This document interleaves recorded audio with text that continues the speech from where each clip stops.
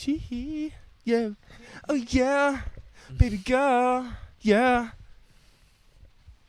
You know, I think after your football career's over, you got a future as a singer, man. Dude, low key. What would straight your rap fire. name be right now? Little Caleb. Little C. Little mullet. Little mullet. There we go. That's There little we mullet. go. Little mullet. For real. We the best. All right. You guys ready? We the best mullet. Another one. Another one. Another inch.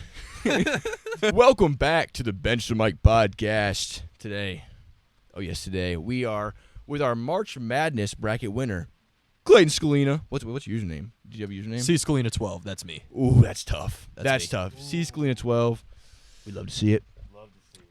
So basically today, we only have two mics, guys. We didn't upgrade the podcast. I'm so sorry. We didn't think of a Tisk third tisk, person. gentlemen. Tisk tisk. It is a tisk tisk. So I will be kind of out of this podcast. It'll be mostly Chris and Clayton. Chris came up with some questions and then also some rewards. Since Clayton won the bracket, we're going to be talking about kind of how Clayton schemed up what teams he was going to pick and kind of like his experience as a college student, because we were college students and we all three of us love sports. Yes, we do. We do. So I'm going to hand Chris the mic. I'm going to monitor the audio and stay tuned for a great but short podcast episode. All right, what's going on, BTM family? So, who are we with today? Go ahead and introduce yourself. Hello, everybody. My name is Clayton Skulina. I'm a junior at Bowling Green State with Chris. We see each other at the gym quite frequently. Chris is in there, moving the weight, yada, yada, yada. I'm low-key trying to get to that level. Caleb, you can put your sleeve down. I've known Chris and Caleb I've known you guys for about 10 years now, right? Thereabouts. That sounds right. Sounds about right. Sounds about right, yeah. Yeah, that's crazy to think about. But we met in Scouts. I went to a neighboring high school, so we met through there. Just kind of remained friends ever since. And here we are in Caleb's shed. Pretty cool guy. Indeed. Love that guy. We love that guy. All right, so for our first question of the day, go ahead and just walk us through your bracket. Go ahead and tell us how you formulated this plot, this scheme you came up with to win the whole thing. So I approach March Madness the same way a lot of people probably do. It really is just kind of random, and I fill in a lot of different brackets. I have my own podcast. We did a pool. My dad's office did a pool, threw $1 in to try and win some money there. And I saw you guys were doing one. I was like, you know what? I remember what it was like, struggling to start, trying to get a following, yada, yada, yada. So I was like, yeah, you know what? I'm going to help out my boys, Chris and Caleb, and I'm going to fill out one bracket. One singular bracket. So I filled it out, and while we wait for ESPN to load, yeah. Still loading. Heck yeah, man. I am the champion. Yeah, it did pop up right away. Heck yeah. So I picked 93% correctly. Wow. I had UConn winning. I think that was pretty straightforward. They were kind of the number one team. Returned everybody, won the Natty the year before. I think that was kind of the cop-out pick, but I also had Purdue in my championship. Zach Edey was a good enough player to carry them that far, and yeah, they just fell short in the title game, which will happen, but yeah, 93% correct, 1,220 total points.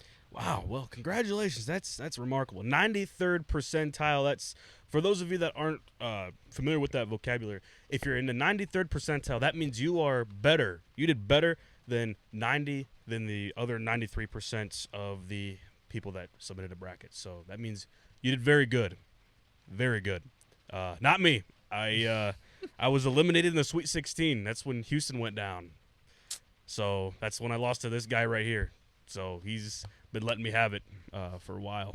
So, yeah. Well, congratulations on that. That is a very well thought out bracket you got there. Thank you. All right. Thank you. Kind of switching gears here. What has been your favorite moment about being a student at BGSU? I think my favorite moment about being a student at BGSU was homecoming my sophomore year. We beat Marshall, who'd beaten top 10 ranked Notre Dame the week before. Yeah. Everybody stormed the field. I do on-field promotions at BG athletic events, so being able to hype up 20,000 people at Deutsch Perry Stadium was just such an intoxicating feeling. And then I would say number 2 was definitely the women's NIT run our women's basketball team had my sophomore year as well. Great team. Watching them beat Florida at home, watching them beat Columbia, and ultimately just falling just short of making the championship game there. But just a fun team, man. What the Stroh Center sold out is loud. Oh, yeah. There's 4,000 seats in there. That was the second time it had ever been sold out. So just a great experience for sure. Oh, my goodness. If you live in the 419, go ahead and catch a game at the Stroh when it's a big-time game. At a big-time game at the Stroh, 4,000 seats may not seem like a lot, but, man, they're all packed in. You're right on top of the game, and it is loud. You might want to bring earplugs if you aren't conditioned to that noise already. But, yeah, that's really awesome. That's really awesome. So what are your plans after you graduate? So I do Air Force ROTC at BG. So they pay for my school. I have a 5-year service commitment after I graduate. So wherever the Air Force wants to send me, that's where I'm going to go, and we're going to figure it out from there. Somewhere down south or out west would be kind of cool, but. Right. So are you going to spend like 5 years, I guess, at that base and then come home whenever, I guess, holidays roll around? I'm unfamiliar with how that kind of works. Sure. So I signed an 8-year contract. The first 3 are just me in school, and they're paying for my school during that time. After I commission at the end of my senior year of college, which will be next spring, I will go to my first assignment, wherever that may be. I'll be there for probably 2.5, 3 years, just kind of depending on the needs of the Air Force. I'll go to my second base from there, and at the end of that contract, I'm free to walk if I want. I'm free to re-up if I want, so we'll see what happens. Awesome. So what do you got to tell students that are planning on going into this? Is it worth it, not worth it? I guess, what do you got to say to the people that are thinking about doing ROTC? It's not easy, but it's worth it. I've really enjoyed it. I like a loose routine. That's how I thrive. And this makes me, wake up early. It forces me to kind of hold myself accountable for things, hold my classmates accountable for things. So it gives me that structure that I need, which I really thrive in. And I worked hard and earned a scholarship. So it can pay for your school if you're there and you want to work hard and get it done. Absolutely. Couldn't agree more. So what is the most important lesson that BGSU has taught you? The most important lesson that BG has taught me? Man, it's taught me a lot of perspective. You know what I mean? Being from like a smaller area like us 3 are from, like it's very easy to be closed-minded about certain things. And like college has really like forced me to interact with different people, which has been really fun. Like professors from different countries, even just like 2 of my 3 roommates are from like, one's from like just outside of Cleveland, and one is from like, he lives 5 minutes from LeBron in Akron. Oh, wow. I turned around my car out there in LeBron's driveway one time. That's crazy. But yeah, just learning like different ways people grew up, different perspectives has been really fun. I've really enjoyed that. And that Falcon spirit, of course. Absolutely. 20,000 students, it may not seem like a lot if you go to a massive school, but over here, Division I, 20K, it's a lot of people, isn't it? Oh, yeah. It's a lot of people. So, what are your favorite football teams? Who do you watch? Of course, the Bowling Green State University Falcons. I'm excited for this football season, Chris. I don't know about you. I am ecstatic. I've got every single game on the calendar, and I'm going to all of the games that I can. Smart man. Caleb, you're going to be there too, right? For our audio listeners, I shook my head no. Tisk tisk. It's almost like you're playing your own football season or something. Build the dam. Go on, build that dam. Go on, build now. Go on, build it. Fair enough. But NFL, I've been a lifelong Cleveland Browns fan. I'm not a bandwagon recent newcomer. I was there in the 0-16 days. He was. I watched us pick Johnny Manziel with my dad. Like I've been there. I've been through it all. Watching Baker Mayfield get drafted was a great moment. That was a turning point in our franchise, I think. Sad to see that didn't work out. I even said on our podcast yesterday that Baker Mayfield is my favorite player that's not on the Browns still. I don't always miss Baker Mayfield, the quarterback, but like Baker Mayfield, the competitor, just fun to watch, man. Like I saw a video of him hitting smelling salts before they went and played the Eagles in the tunnel. Like that's a football guy. Like absolutely so much fun to watch. But lifelong Cleveland Browns fan. Ohio State, obviously. I feel like that's pretty standard for our area down here. So absolutely. So would you prefer if Baker was still in the Browns? Yeah. I think that we gave up on him a little quick. People got a taste of the playoffs and then got mad when we didn't get back there because he got hurt. So I think we moved on a little quick. I'm not super pleased about the gentleman that we brought in to replace him, but that's up to interpretation, I suppose. We'll see. We handed Deshaun Watson a lot of money, and he has not lived up to that contract yet. So no, he hasn't. Impatiently waiting for that investment to pay off, because if not, I might jump in the lake after the next game I go to. So got a pretty solid backup in who Jameis Winston. Jameis Winston. I am a Jameis Winston truther. My dad's a Browns fan, and I told him Jameis Winston's going to start week 1. Jameis Winston is going to be the Browns week 1 starter. Are you colorblind too? Goodness gracious, no. There is no way. I don't care if Deshaun Watson has one arm. We're paying you $230 million. I don't you better know, get man. out there and figure it out. I think famous Jameis is the best run in the room. Famous Jameis is going to do a great job at holding a clipboard for the guy we paid $230 million in guaranteed money to get out there and quarterback our team. He's going to figure it out. Like I said, one arm. He could have no arms and just punt the ball as his passing. Doesn't matter. We paid you too much money. So I guess that kind of segues into our next question. What should the Browns do to win the Super Bowl? Stay healthy. Like when 25% of your cap is on IR and you're somehow getting out there and winning games with Joe Flacco, it makes a man believe. It was announced yesterday we got the Cowboys week 1. So that's a huge, huge test for us. Rest of the schedule will be released tomorrow at 8. Today's a Tuesday. But we'll figure it out. I'm not worried about the Browns. We just got to stay healthy. Yeah. I saw an interesting stat today on Instagram that said that the Browns have statistically the toughest schedule going into this next season. Yes. The teams we're playing were like an average of 5.547 win percentage. Yeah. And that's like 6 or 7 points above the net. The top 3 teams are all in the AFC North. I think it's Browns, Ravens, Steelers. So, goes to show that we play in the toughest division. Caleb, who are you a fan of? I don't remember.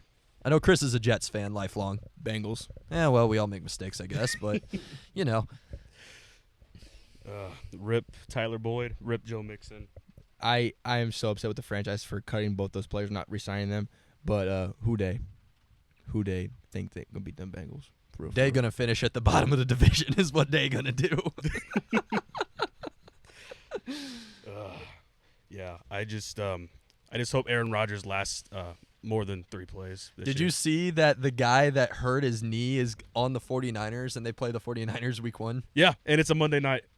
Oh, it's Monday Night Football again. Dude. I saw that week 1 Monday Night Football against the 49ers, and they got that guy, and I was like, getting flashbacks. Who is your guys' backup quarterback now that Zach Wilson's gone? He played for the Bills one time.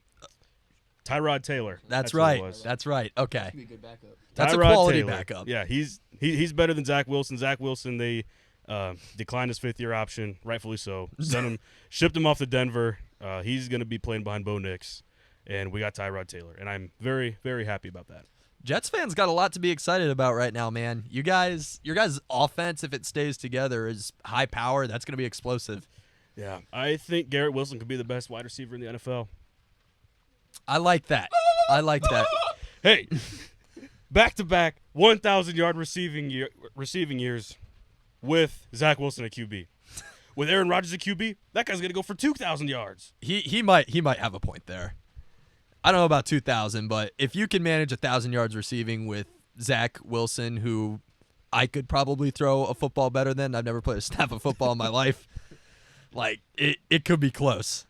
All I've got to say is I have the same amount of playoff appearances as Zach Wilson does. I have the same amount as AFC East championships as Zach Wilson does. And I've never played a snap of NFL football. I haven't played a snap since high school football. And we have the same amount of playoff appearances and AFC East division champions. I've been in college for 2 years and I haven't taken a snap of college football yet, so we'll just leave it at that one. Yeah. Okay. Okay. So, next question: what does BGSU need to do to make the CFP in this upcoming different college football playoff formatted season? What needs to be done to make the championship game? I mean, or the playoffs? realistically, all we got to do is make 12, right? Yep. And you can't deny an undefeated team a spot. The problem is that we play Penn State and Texas A&M in back-to-back weeks this year. That could be a little bit of a tough look. I'm not gonna lie, but I think if BG goes undefeated, if we lose one game realistically, I don't think that would be enough. I think we would have to go undefeated. Everybody hates on the MAC, man. Like all of this unwarranted MAC hate has come out of nowhere. Fact. Look at who the MAC has beat in the past 4 years, and look at who we've almost beat in the past 4 years. That's true.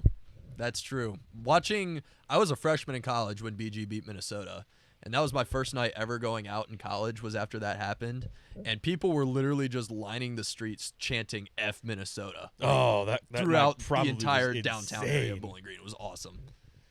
Oh, that had to have been crazy. It was a good time, man. Offensive superstar Matt McDonald rushed for 2 touchdowns to help us do that.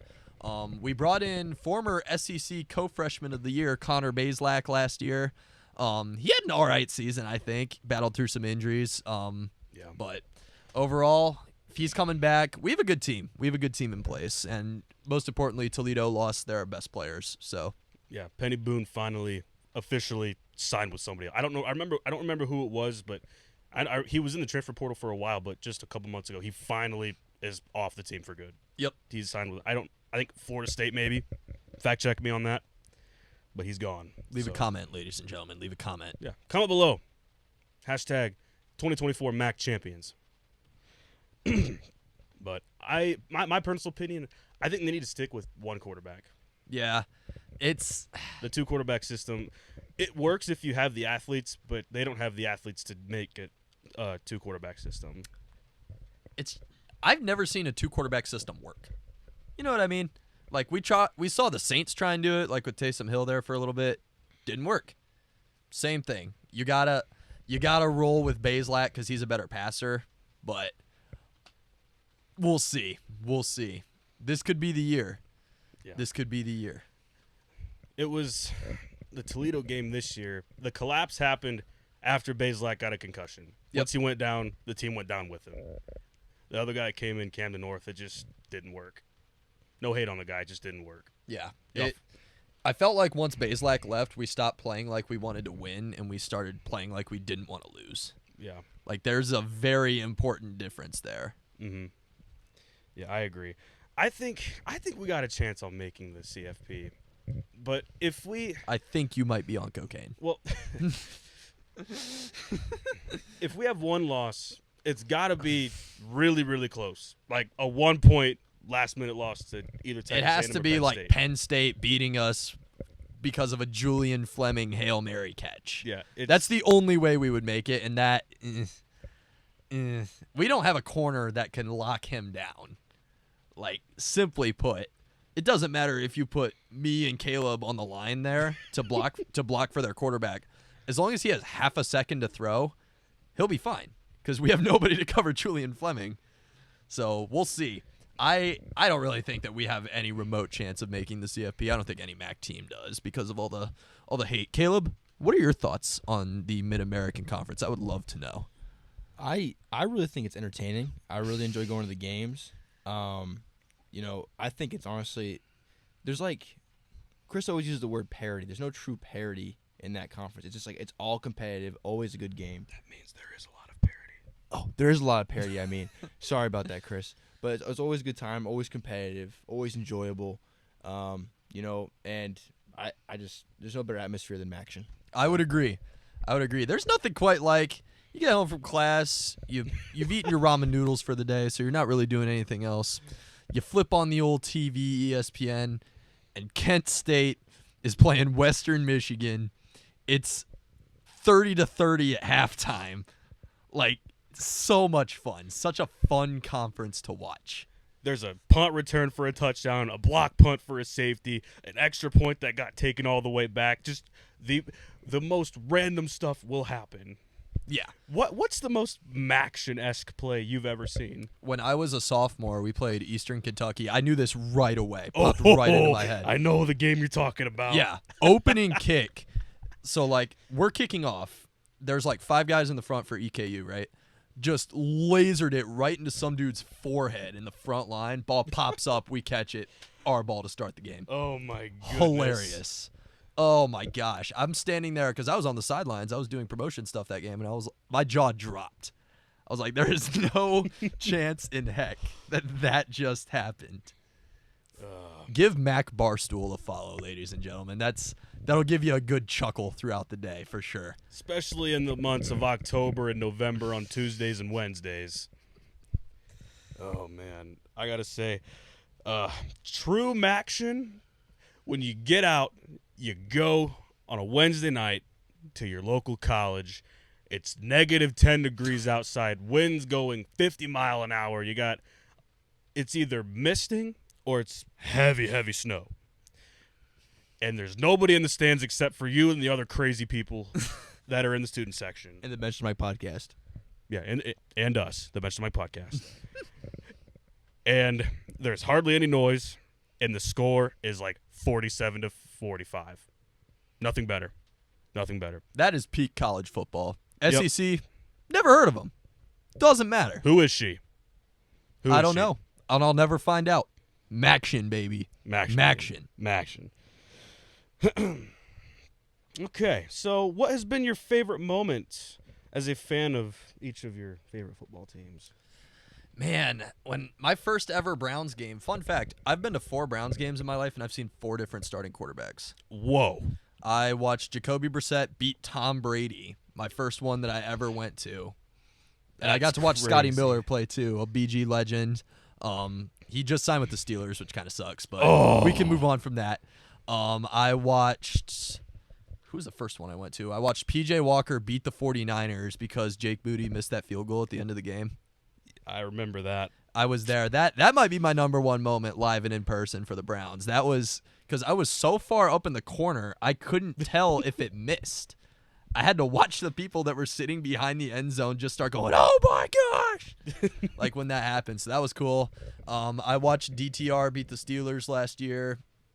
Probably the ugliest game of football I've ever watched before in my life. And then I watched Joe Flacco beat Trevor Lawrence and the Jaguars last year, which was fun. Man, you've seen all of the good games. They haven't lost since I've been there. The problem is the Cavs have never won, and I watched the Cavs win the last Cavs game I went to. So I'm thinking I'm going to start next year off with a loss when I go to the first game, but yeah, we'll make it work. Ohio State, honestly, Ezekiel Elliott's touchdown run against Alabama in 2014, that kind of put the game out of reach.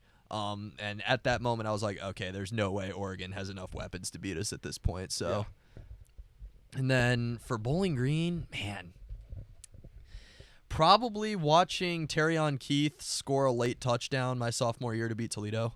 I wasn't at the game. I was in Bowling Green, but like everybody on my buddy's dorm floor just started losing their minds because everybody was watching the game, and that was so much fun. Oh, that was a crazy game. I was in the Toledo student section at that game. Wow. Pinnacle. That was a Pinnacle Maction game. 10 degrees out, snowing, on the road, down to the wire, and the Falcons came out on top, baby. Let's go. Oh, man.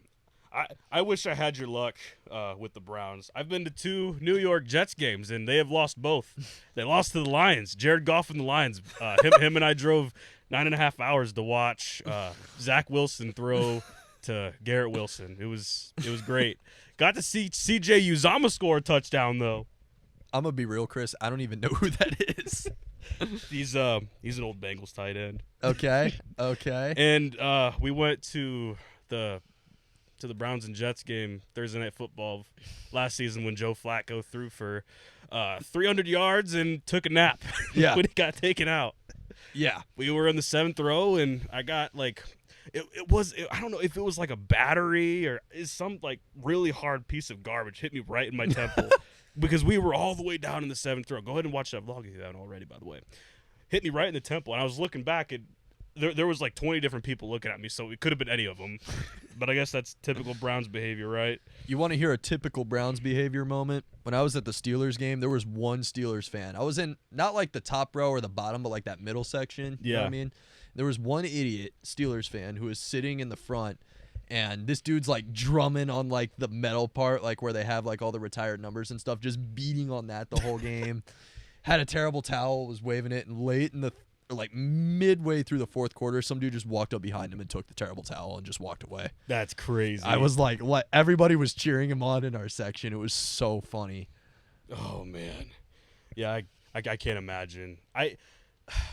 I've been to 2 Browns games actually. The one I went to before the Jets game, my dad and I went for our scholarship, the scholarship that I won, and they took us out to Cleveland. It was the Browns Steelers game, and this is peak Browns. I was trying to use the restroom. The Browns fans were dogpiling on each other. What the heck, guys? What are you guys doing? Why do you guys fight each other? They were fighting each other. Why Everybody's do you guys fight got that each other? dog in them, dude. Got to let the dog out. Let the dog bite the Steelers fans. Why do you guys fight each other? What? Sometimes you got to prove that you're the biggest and baddest Browns fan. Why can't we all just accept we're all good big That's Browns not how it fans? works. Why not do how you it guys works. fight each other? Jets fans don't fight each other. Yeah, Why and do you Jets guys fight each Jets other? fans don't win, and neither did we until like 3 years ago. But still, You guys are crazy. If you guys haven't Yeah. already, go watch a Browns game. Go to a Browns game. It's unlike any sporting event you will ever experience. I think we can both say that, right?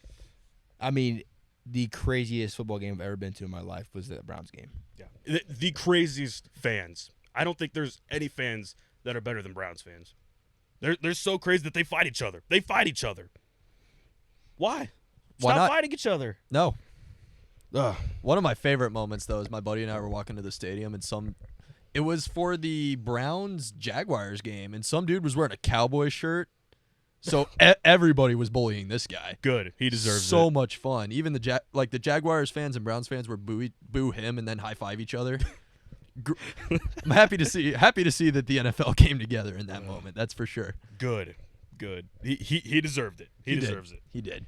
Okay. Switching gears here a little bit. Tell us about your experiences in media. So I do 2 podcasts right now. The Hot Take Sports podcast I started up when I was a senior in high school with 3 of my friends. We've since added 1 other guy, so there's 5 of us. We record once a week, do a bunch of different sports-related things, anything and everything. A lot of football, a lot of basketball, a lot of baseball. Everything else just kind of sprinkled in, but it's a great time. That's allowed me to stay close to those guys and making great videos with them. I was an intern with the Lima Locos summer collegiate baseball team for a summer after I graduated high school. Got to do like some broadcasting work, was on the radio a couple times calling games for them, which was really fun. They ended up losing the championship game, and I didn't get paid for that internship. So like throughout the summer, I was like, all right, you're going to get a ring if they win the title. You're going to get a ring when they win the title. They lost game 3 of the championship series at home. Oh. Like my heart was ripped out of my chest, dude. It was not great. But other than that, I do commentary work for a local pay-per-view company doing combat sports. So I call like MMA, kickboxing, boxing. I've worked in a couple different states now, and we have a show planned in West Virginia in the middle of June. So give us a follow at Carnage Media. Follow our podcast at Hot Take Sports 16 on all your social media platforms. Carnage Media Pay-Per-View on all your social media platforms. And then, like I said earlier, I do like kind of hype man work for the BG athletic department, which has been really, really fun. I don't get paid for that, obviously. It's just fun. Yeah, like, you know what I mean? super fun. There's nothing like, even in the Slater Family Ice Arena, which seats like 5,000 people, again, ladies and gentlemen, doesn't sound like a lot, but with how low that ceiling is, that building gets loud. There's being in the nothing student quite section's like crazy. being at center ice while everybody is screaming. No feeling quite like it. Yeah, I think you can attest to that too. How crazy is it? You're, as someone that doesn't watch hockey, how crazy is the crowd at the Slater? 11 out of 10. 11 out of 10, ladies and gentlemen. We get turned up in the student section, that's for sure. I've seen people do a lot of wild stuff. We got featured on the BG TikTok one time. Me and my friends throw each other in the air whenever we score, which has been really fun. Yeah. We got on Barstool BG because we all took our shirts off one time. Oh, Like, I remember that. great times have been had for sure. Oh yeah. For sure. Oh yeah. Gotta love the chants. All different chants. Oh, what's the one that Luke liked? It's all your fault. And then people start saying other stuff too, but we're not gonna say it on the podcast. Yeah, that's not BTM appropriate for sure. Come to a game if you come to a game if you want to find out. Caleb said he would buy you a ticket. Weirdly enough, I don't know. That's what I heard. Tell you what, best hot take in here. Caleb will buy you a ticket to a BGSU hockey game. Leave a comment with your best hot take. Ooh. You're welcome, Caleb. Oh man. We'll let Caleb decide that after the show.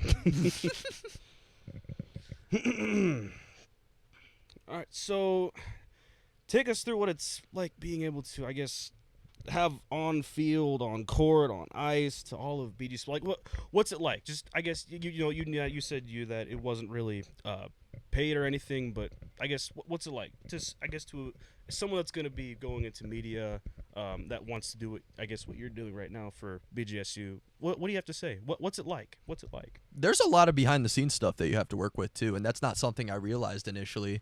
We have like a 32 or 33 page document that outlines what is going to happen at each time out and how long it's going to take. So like making sure that I stay in between my time frames. If there's sponsors, making sure to shout them out, obviously. As with any sport, college football, a big one was the nationwide kick. I had a guy from BG come up to me beforehand. He was like, "Hey man, this is for $50,000, so we really need you to make sure that you don't make Nationwide upset." And I was like, "I got you, dog.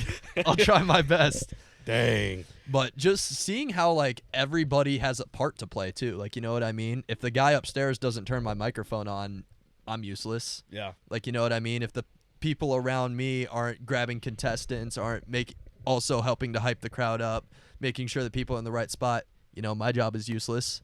You know, so making sure that you can rely on your team has been a really great experience so far. We got a lot of great people over at the Screech team. Shout out to Taylor Jefferson, assistant AD for marketing and brand enhancement, I think is his official title. He's been a super great guy to work for. Very, very flexible with my schedule as well. And he's been awesome. And I really appreciate all the work that he's done for me for the last couple of years, and looking forward to the victory lap. That's for sure. Absolutely. Shout out. Shout out. Shout out, dude. Shout out. Oh man. So, I guess with lots of attention being on the field, court, or ice, there's got to be some sort of nerves or pressure, right? So how do you, I guess, doing it for your first time, how did you combat the pressure? Because, man, I'm telling you, dude, maybe you don't feel it anymore, but, man, it's just like, man, he's handling this very well. Just seeing you on, like, the Jumbotrons at all these places, I'm just like, my goodness, he's up there. He acts like he's not even on camera or in front of anybody. He's just doing it. I guess, how do you explain the nerves? How do you combat the nerves like that? Honestly, I've never had a problem with public speaking. Like, giving a report or like a presentation to classes growing up, that never bothered me. And there was one day when I just started this internship that I was doing at that time, and the guy who was supposed to be on the microphone just didn't show up. And they were like, "Does anybody want to do it?" So I just popped my hand up because I knew I was good at public speaking, and did a great job. People liked me, and yeah, just stuck with it ever since. It doesn't really faze me. I've done it so much now and I've been in front of so many people that I don't really think that there's a crowd in Bowling Green that could intimidate me. Now, if I did that at like Ohio State in front of the shoe, 100,000 angry, you guys know how like mild-mannered and like low-key and all that good stuff that Ohio State fans tend to be. So I'm sure that would just be a walk in the park. But, you know. Absolutely. There's a reason why everybody hates Ohio State fans, ladies and gentlemen. Yeah. You just got to find out. He's been to the spring game. What did you think of the spring game when we went to it a couple years ago? I feel like you can't really compare that to like an actual Ohio State football game, 'cause I feel like everybody's just trying to get like an idea of what to expect for the next season. But it was really cool to meet, like, what was it, the big nut or whatever. Big Nut and Justin Fields. Yeah, like, well, you guys gotta meet him. I was stuck with the moms and the kids, but that was a great experience. But I would like to actually go to a real Ohio State football game. But the spring game was it was a good little taste of what it can be. Absolutely. We didn't vlog it or really do any coverage on it because this was before we even graduated high school. When we went to the spring game for Ohio State, Justin Fields came up. He was signing autographs, so we were all taking pictures with him. Olave was there. But he didn't come up to us. Oh, no, he didn't. But yeah, he was in the end zone. But Justin Fields went up to us, and when he went up to us, all these kids and moms, they were just climbing on top of us. they used this guy as a ladder. I think the only reason they didn't climb on Luke or me because we're short. they probably looked at us and thought they thought we were little kids. But man, there was like 4 or 5 kids just climbing and piggybacking you. Yep. I had a mom.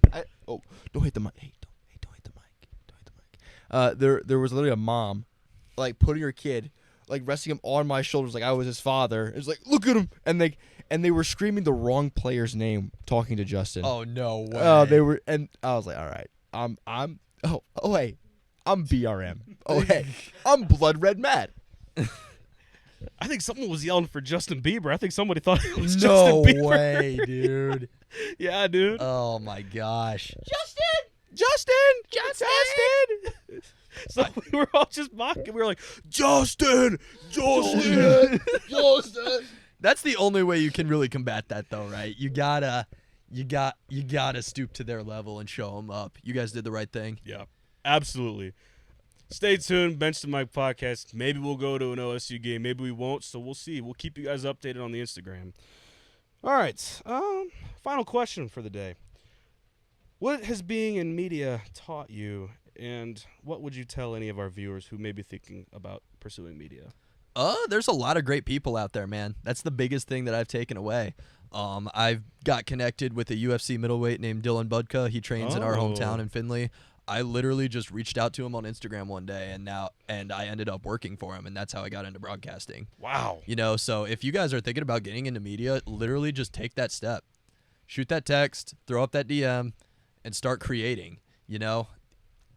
It's out there. People are looking for people who like what they do and are willing to work hard for what they do, and that's what I've done. Like I said, I've gone to a couple different states now to pursue this broadcasting dream that I've had. So it's been really fun, and if you want to pursue anything in media, literally just go for it. I got started doing announcing stuff for Bowling Green by DMing an Instagram account, seeing if I could join the student org. Wow. Literally just have that confidence, send that text, make that TikTok, make that reel, post that picture, do what you got to do. You never know what could happen. And like I said, there's a lot of awesome people out there that are very willing to help you out. So if you're even remotely thinking about it, just dive in head first. You won't regret it. Wow. What a story. What a story. Always come back to this episode if you guys are ever doubting yourself or you have any questions. Oh, go ahead. I'm gonna take the You mic. ever doubting yourself about media? Hey, Chris, I'm taking the mic now. Okay, so, I mean, I just want to go off Clayton here in terms of our personal experience with that as well. It's like, I've been able to work with Pack Money Benny, the Flag City Phantoms, and I mean, not on a scale that Clayton has. I mean, Clayton has an amazing journey. I definitely listen to his podcast. I'm sure he could talk all about it even more than what he can right now because we're summing up the video. But we've done great things on CF3 as well, and, and there's more things to come. It really is about just putting yourself out there. I mean, we got to go see the Lions Suite just because Chris was serenading the security guard, which was a great thing to watch him do that. But it's all about journalism, all about reaching out for sure.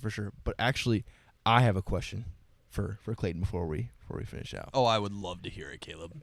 What are the chances the BTM get on the sidelines at a BG football game? What are the chances? BGSU football. The homecoming game. The homecoming game. I'll tell you what, guys. If you guys get there early, what I can do, I can't guarantee that, but what I can do is try and get you guys in a game. That would be fun as heck for you guys. If you guys are sitting in the front row, I can just kind of nudge my boss and be like, "Hey, man, you see those 2 studs right there? Yeah, you see them? Yeah, you should do that." And I can't guarantee anything, but in all seriousness, if you guys wanted to come on pregame for a little bit, I could reach out to my boss and see what's what. But We would love anything that you can do for us. yeah, I'll make some Absolutely. calls. I'll figure it out. That'd be absolutely wonderful. That'd be insane. Well, Chris, do you want to present the rewards to Clayton?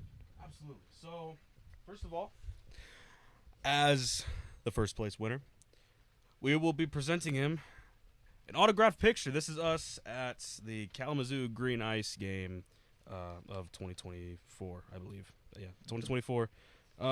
Autograph the pictures, has a little, I guess, message on it. Here you go, Clayton. Congratulations. Oh, dude, this is totally going on my wall the second I get home. Yeah. I'll send you guys a picture so you can I put told it up you on he'd Instagram. like it. I told you. I remember hearing in this video, Caleb, saying that you'd never been to another East Coast League game before. Get up to a Toledo Walleye game. They're yeah. home this coming weekend into Monday. I'll be there Monday.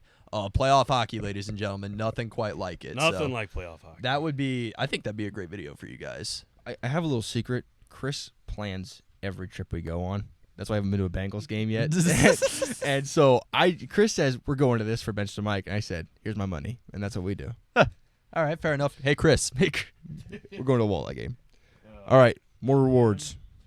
Okay, so next one, as someone from the 419, here is a free one dip ice cream cone. Oh, dude, this is worth its weight in gold. And for the final reward, the one that is probably going to be the one that he's going to like the most, here is a $50 what do they call it? Gift card? Yeah, gift card to like one of those places. My personal favorite being Outback Steakhouse. So take you, your friends, your parents, your brother, whoever, $50 in gift card. Awesome. Well, thank you guys. I appreciate it. I might take the other 4 members of Hot Take Sports out for a night. We'll see. Definitely This should. could definitely put a dent in the bill, I think, for sure. Absolutely. This is just the beginning of the annual March Madness bracket for the Bench to Mike podcast. And, first winner, Clayton Skulina. Congratulations. Let's give him a round of applause. Let's clap for him. Thank you, guys. Thank you. I will say, gentlemen, my favorite video that you guys have made so far has been Miami versus North Dakota college hockey. That was a fire video. Oh, man, it's between that and the Browns. Like, out of hockey, that's definitely my favorite one. My favorite one by far. The Browns game just did really really well on the channel though. Like we got really good engagement from like the viewers and tons of comments, tons of likes, like lots of engagement on my Instagram as well. The Miami game not so much, but I truly enjoyed like Miami's like hockey arena. It was so fire. It's a nice little place to play, man. It really is. And as much as I dislike Miami University, it's hard to argue with a quality facility. Yeah. And getting to see a great team like North Dakota play in person is something that I would love to do It was someday. so cool. It Getting was to so see cool. Jackson Blake, Hobie Baker finalist play. That was pretty awesome. So cool. All right, guys, we'll wrap the podcast here. This is the Bench to Mike podcast. You can check me out at CF25Cell on Instagram. Please like and subscribe on the channel if you're new. And check us on Spotify. We are on Spotify. Chris, what's your Instagram? C.Cortez50. Will never change. Go ahead and shoot the guy a follow. Go check him out. Clayton, what's your Instagram? What do you want to shout out? So my Shout personal Instagram and Twitter, cscalina12. Make sure to give me a follow. My podcast that I do with my buddies, Hot Take Sports 16, and the media company I work for, Carnage Media PPV. Give us a look. Appreciate you guys. PP. Thank you guys for having me on. This was fun. Absolutely. Dude, it was a great episode. We'll always be able to come back here and say, this was the first time we've ever had a guest star on here. True. I hope I set a good standard. You really did. I mean, there's a high expectation for the next person that comes on here. So, all right, guys, wrap up the podcast here. Hope you guys enjoyed. Chris, do your little outro you always do. Wherever you are, whatever time you're watching this, have a great day, morning, night, afternoon. God bless you guys. Have a good one. I'll catch y'all boys next time. Peace.